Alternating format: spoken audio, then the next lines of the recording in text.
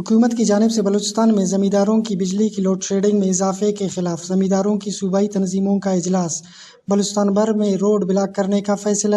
زمینداروں کے مرکزی رہنما پرنس آغا لال جان احمدزئی، حاجی عبدالرزاق مشوانی، حاجی راوت خان ریحسانی نے وش نیوز کو مسائل کے بارے میں بتایا۔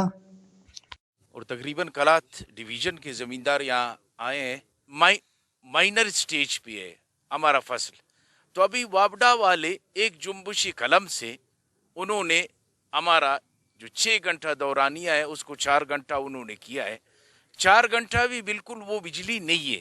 مرکزی حکومت مہربانی کر کے اپنا تو کام کرے، مگر ہمارا بربادی کا خاموش تماشائی مت بیٹھے۔ اگر ہمارا مطالبہ نہیں مانا گیا تو ہم رمضان شریف میں سخت سے سخت اقدامات اٹھانے کے لیے تیار ہے۔ زمین ہمارے گرمی کا سیزن ہے اور ہمارا فصل کا سیزن ہے، خاص کر پیاز، زیرہ، باغات، انگور وغیرہ کا جو خاص پانی کا ٹائم ہوتا ہے، تو ہر سال وابڈا والے ہمیں یہاں ایک ڈنڈا مار دیتا ہے۔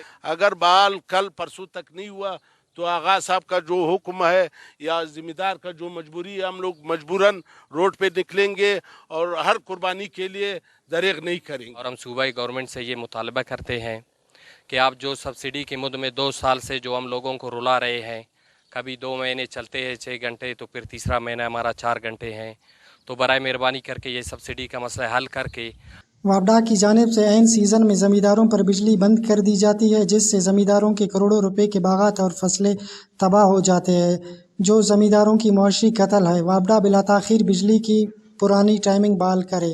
فیض درانی، وش نیوز، مستونگ۔